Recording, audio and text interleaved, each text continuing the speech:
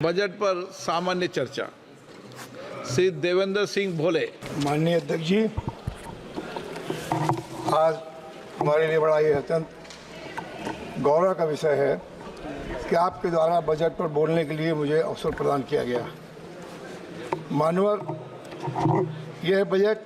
केंद्रीय बजट 2024-25 के सराहना के लिए खड़ा हूँ। हमारे मन में देश के प्रधानमंत्री नरेंद्र मोदी जी के दूरदर्शी नेतृत्व के तहत यह बजट 2037 तक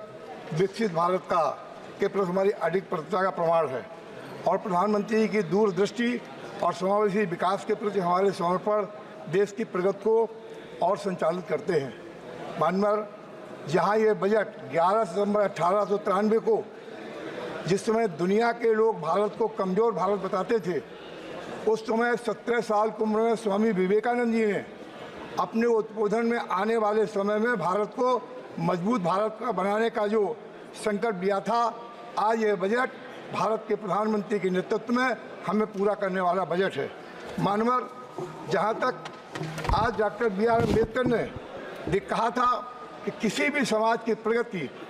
उसकी क्षमता पर निर्भर करती है और ये बजट उसी सुधार की भावना को दर्शाता है और हमारे राष्ट्र को उज्जवल और समावेशी भविष्य को ले जाता है। वहीं मानवर में कहने में यह भी नहीं हिचकना चाहता हूँ कि हमारे ऐसे नेतृत्व करने वाले जिन्होंने संविधान सभा में जाने के लिए इस लोकसभा का सदस्य होना जरूरी होता है और जब उन्होंने आपके पश्चिम बंगाल से चुनाव लड़े उस समय उसके खिलाफ हमारे सामने बैठे के लोगों ने प्रत्याशी खड़ा किया। लेकिन ये मेरा सौभाग्य है कि पूरे देश को एक विधान और एक प्रधान में बनाने वाले श्यामा प्रसाद मुखर्जी जी ने उनका सहयोग करके उन्हें वहाँ से लोकसभा का सदस्य बनाने में मदद की और भारत के संविधान बनाने में उन्होंने अपनी महती भूमिका का निर्वाह किया। और केवल महती भूमिका का निर्वाह नहीं किया, उनके द्वारा बनाए हुए संविधान के तहत जिस समय इस देश में 25 जून 75 को इमरजेंसी लागू की गई थी तो मैं बहुत छोटा बालक था। मुझे याद है कि हमारे सामने बैठे हमारे तमाम राजनीतिक दलों के नेता और समाजवादी पार्टी के नेता भाई अखिलेश जी यहाँ बैठे हैं। जब 12 फरवरी 1977 को कांग्रेस ने 19 जनवरी 1977 को चुनाव की घोषणा की थी, लेकिन घोषणा के बाद में इमरजेंसी नहीं खत्म की थी, एक जन संघर्ष समिति बनी थी और जन संघर्ष समिति के माध्यम से मुझे सौभाग्य प्राप्त हुआ था कि हमारे आवास पर कंचोसी बाजार में 200 लोगों का भोजन बना करके बड़ी सभा जन संघर्ष समिति हुई थी। उस समय हमारे सामने बैठे सदन के नेता रहे मुलायम सिंह यादव, कमांडर अर्जुन सिंह जी भदौरिया, हमारे बाबूराम जी शुक्ला जो जनसंघ के नेता हुआ करते थे, रेवती रमन रस्तोगी हमारे जनसंघ के नेता हुआ करते थे, चौधरी हरमोहन सिंह यादव, रामगोपाल यादव, हमारे सतदेव त्रिपाठी, भारत सिंह जी, बहुत सारे लोगों ने जाकर के जिस समय संघर्ष का बजट हुआ था उसके बाद जनता पार्टी का गठन हुआ था। तो इसलिए मैं कहना चाहता हूँ कि आज जो तमाम लोग संविधान की बात करते हैं वो भूल गए हैं कि उन्होंने साथ लेकर उन्हीं लोगों का विरोध करने का काम किया था जो आज कहीं न कहीं देश की सत्ता पर पहुंचने के लिए एक दुआ स्वप्न देख रहे हैं कि किसी तरीके से हम सत्ता में पहुंचे। इसलिए आज ये बजट हमारे प्रधानमंत्री के नेतृत्व में एक दृष्टिकोण को प्रदर्शित करता है। जहाँ तक किसानों का सवाल है, भारत की सरकार समझती है कि किसान हमारी अर्थव्यवस्था की रीढ़ है और ये बजट कृषि को बढ़ावा देने के लिए महत्वपूर्ण संसाधन आवंटित करता है, जिसमें उच्च उत्पादकता और लचीलेपन का ध्यान केंद्रित किया है। 32 के बोर बागवानी और फसलों को एक नई उच्च उत्पादक जलवायु और लचीली किस्मों की शुरुआत करते हुए 1 करोड़ किसानों के बीच में प्राकृतिक खेती को बढ़ावा देने के लिए भी हमारे बजट सरसों और तिलहन की पैदावार को भी और आगे बढ़ाने के लिए हमारा बजट प्रस्तुत करता है। वही मैं कहना चाहता हूँ, एक समय हमारे उत्तर प्रदेश में ऐसा भी आया है कि जहाँ किसानों ने खाद और बीज के लिए लाठी खाई है। एक समय ऐसा भी आया है कि जब दैवीय आपदा हुई थी तो लोगों ने अपने और पराये को पहचान करके ये आवंटित करने का काम किया था। लेकिन हमारी सरकार के और यहाँ के माननीय प्रधानमंत्री जी के नेतृत्व में और जिस समय 31 मार्च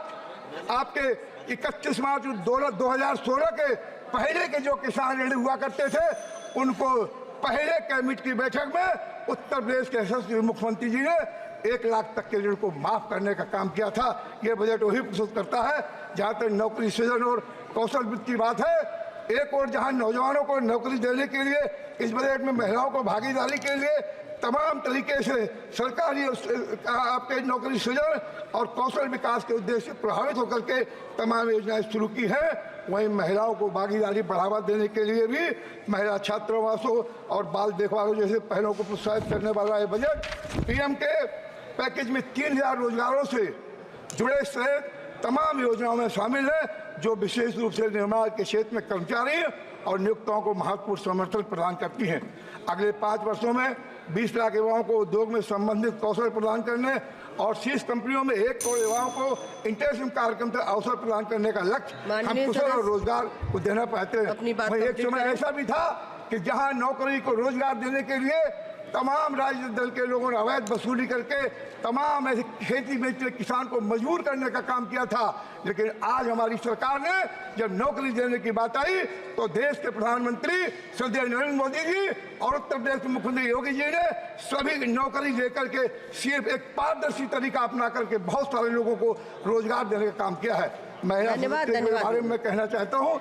2 मिनट का समय दीजिएगा। महिला सशक्तिकरण के बारे में आपसे कहना चाहता हूँ कि जहाँ अपहरण का उद्योग था, बढ़ावा था, आज उत्तर प्रदेश में कानून व्यवस्था और पूरे देश में कानून व्यवस्था का राज करके ये बजट हमको उस आगे ले जाने का वो करता है। और जहाँ तक तमाम और सेवाओं में आज पीएम सूर्यघर योजनाओं में 1 करोड़ लोगों के घरों को रोशनी देने का काम ये बजट करता है। वही शहरी विकास के एजेंडे को भी हम 2000 हमारे दूसरा योजना दूसरी है, उसमें 10 लाख करोड़ परिवारों को भी उन्हें आवास देने में हमारे बजट ये हमारे लिए एक महत्वपूर्ण भूमिका अदा करता है। स्वास्थ्य और शिक्षा के क्षेत्र में जहाँ 70 साल से अधिक आयु के लोगों को हमने उनके जो आपके जो आयुष्मान भारत है उससे जोड़ करके उन्हें लाभ देने का काम किया है। वहीं हमारे क्षेत्र में स्पीच एंड हियरिंग गूंगे बहरों बच्चों के अस्पताल के लिए केवल देश के अगर कहीं कोने में है तो साउथ इंडिया के मैसूर में है। ये मेरा सौभाग्य है कि हमारे क्षेत्र में भी स्पीच एंड हियरिंग की स्थापना हो गई और हमारी सरकार ने प्रधानमंत्री जी के नेतृत्व में हमारे आज के स्वास्थ्य मंत्री और तत्कालीन मंत्री ने मिलकर के उसे पूरा करने का काम किया है। मैं आपसे अपने क्षेत्र की 2-3 मांगों को देखते हुए इसमें आपसे अनुरोध करना चाहता हूँ। हमारे यहाँ माननीय सदस्यगण, नियम 377 के अधीन मामलों को सभा पटल पर रखा जाएगा।